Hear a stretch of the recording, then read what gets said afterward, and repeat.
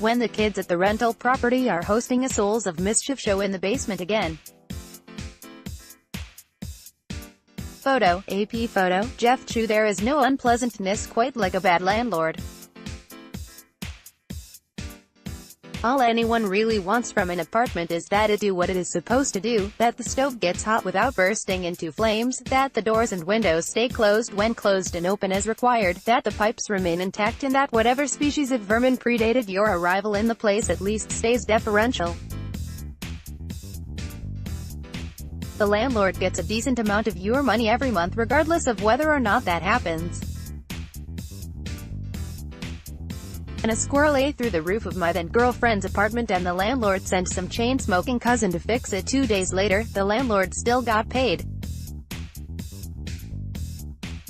I used a bathroom that was uninsulated. You could sometimes see your breath in there on cold mornings, for an entire winter, and was never late with rent.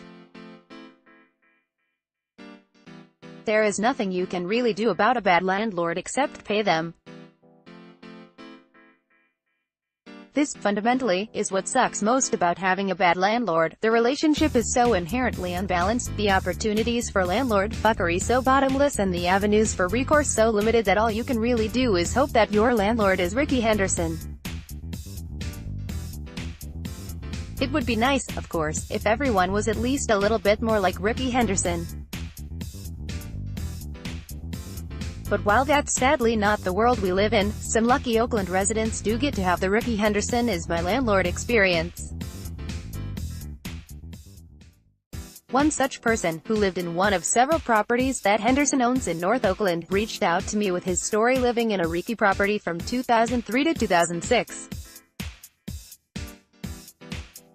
The house itself is unremarkable, per both Evan's recollection and Google Street Photography, beyond its proximity to Bushrod Park, where Henderson played his varsity games as a high school student at Oakland Tech. But the place did have one notable attribute.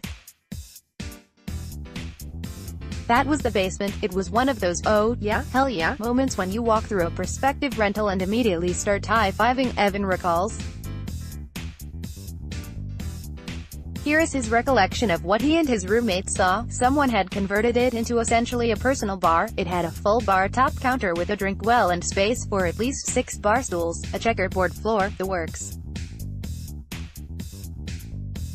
It looked like a card den for a bunch of bootleggers, and it absolutely ruled. Judging by the fixtures and general vibe, Evan and his former roommates estimated that the bar predated Henderson's purchase of the home. The basement ceiling had sparkles on it, he remembers, and the bar had a plush, bright red armrest you could easily see yourself passing out on. Evan and his roommates were in their early to mid-20s at the time, and knew what they needed to do. We used it to throw a bunch of parties, concerts, art shows, pretty much whatever we wanted, he said. We put in a disco ball at some point. We were kings. This went on for some time, in large part because Henderson and his cousin, who managed the property, were not the most hands-on managers. While Henderson, I wasn't exactly involved in the day-to-day grind of property management, though, he was around the neighborhood. He would come by the block a few times each year, typically in summer, and hold court for a couple of hours with the old-timers who knew him as a kid, Evan recalled.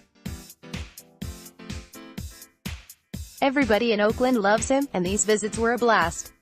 Another roommate remembered Henderson busting into his band's practice session in the basement, literally broke down the back door, but was a sweetheart the whole damn time. The good times, sadly, could not last.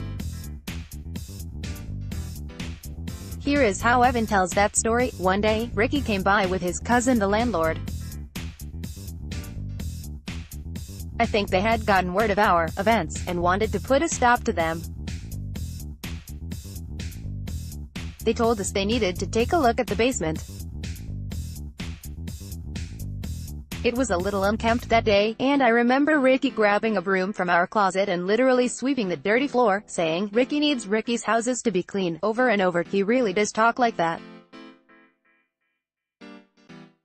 He was nice about it, but you could tell he was genuinely pissed that the place was kinda dirty.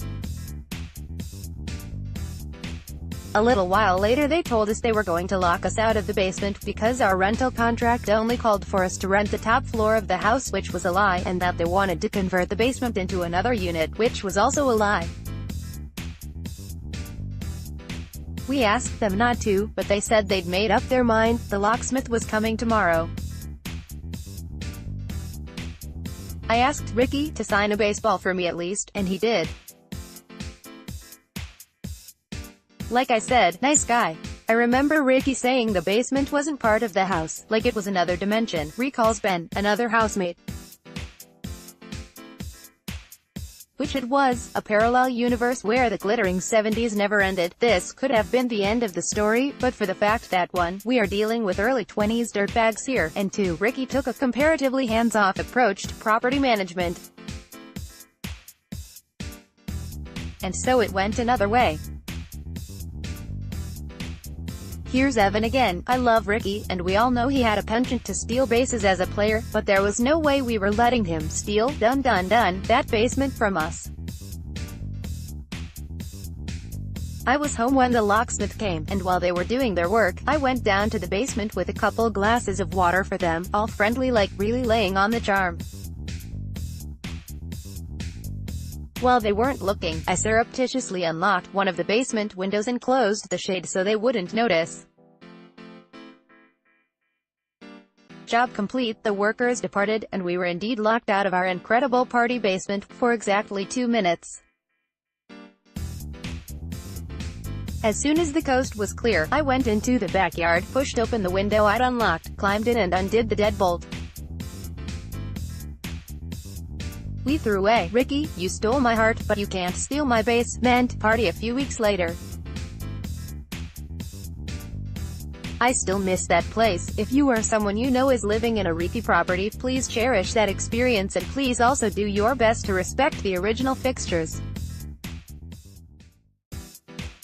Ricky needs his properties to be clean.